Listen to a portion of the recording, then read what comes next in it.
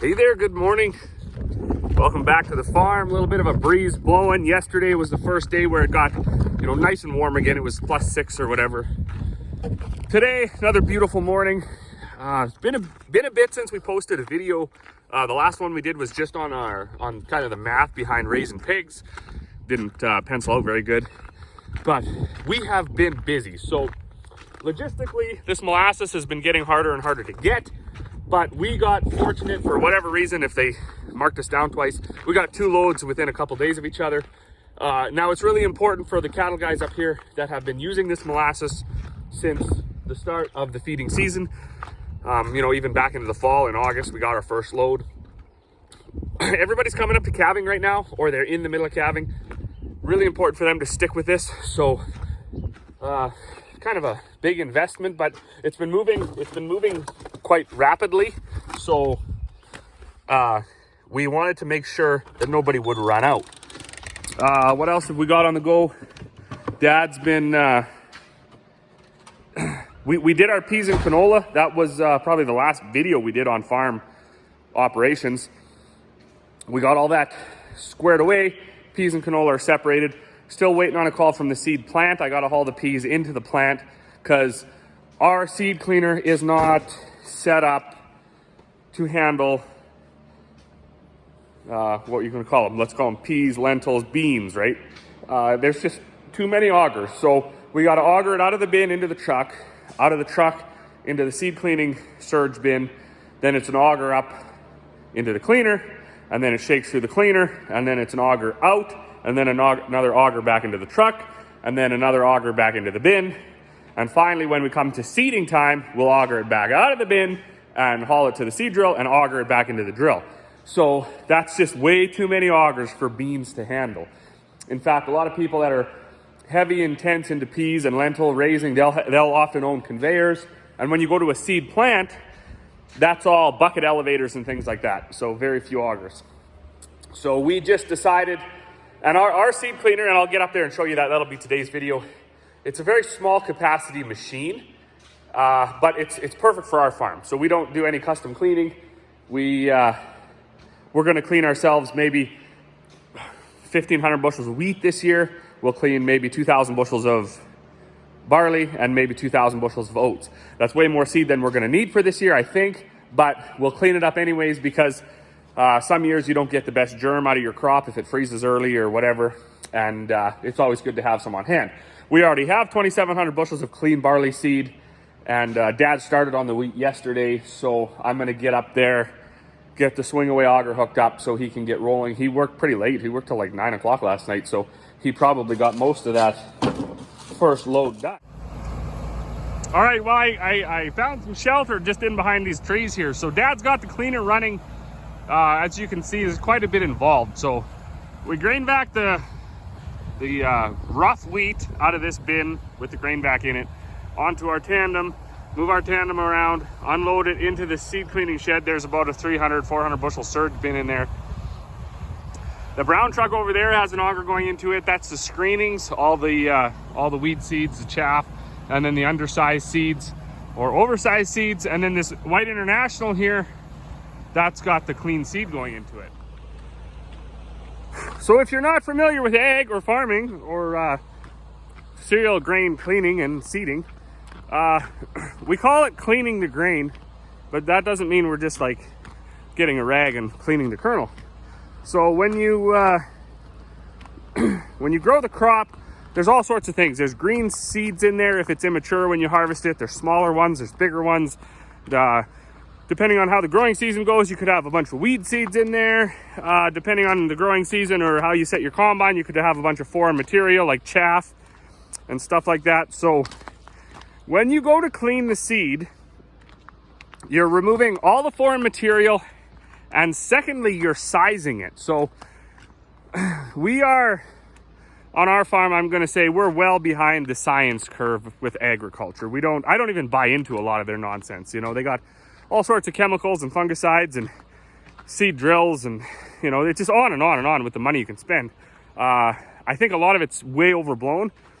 So one of the new things is, I shouldn't say it's new, but it's certainly gained more favor, is 1,000 kernel weight. So you actually count out 1,000 kernels and you weigh it, and you use that in your formula with your germination and your seeding rate, or sorry, your drill spacing, and it'll spit out a seeding rate to basically get an optimum yield. So we have done that. Like I say, I'm not really sure.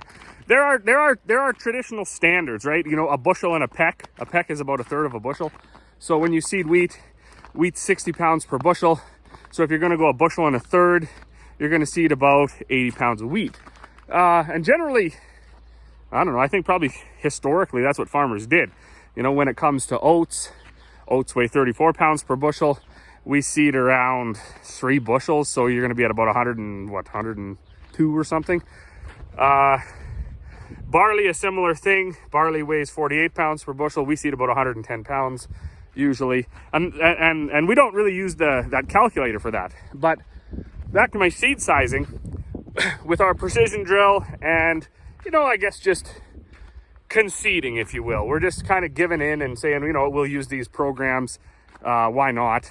So we do count out 1,000 kernels, and we do weigh them, and then we base our seeding rate kind of on that, I guess.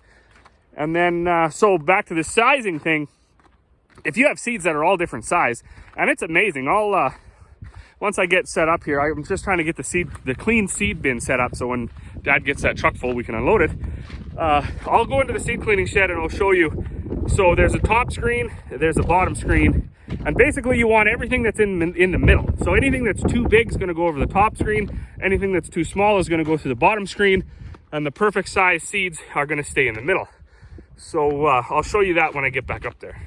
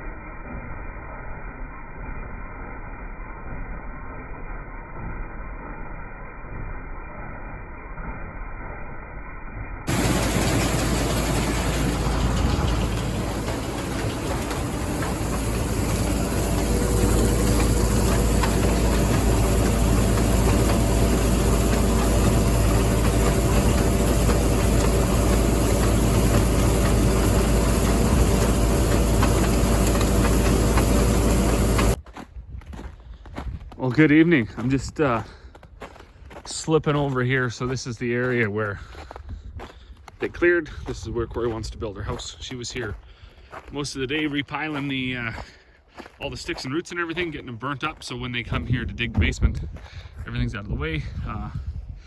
Dad and I, we got that seed cleaner dialed in pretty good today. So he was able to move pretty quick at that. He got like a load and a half of wheat done already today. Whew, I got my bags made, dug out a couple of ditches so the water can run a little bit better. Dug out in front of the shop, like just where the ice was really packed in, because I mean, we find the sooner you can get it gone, the better it is. It doesn't stay muddy around forever. But it is 8 o'clock. I'm just going to grab the backhoe and stick it back in the shop. We like to have it in the shop in case somebody shows up early in the morning and wants to get a coat or something like that. So, and then that's going to be it for me. So as always, thanks for watching, and we'll see you all on the next one.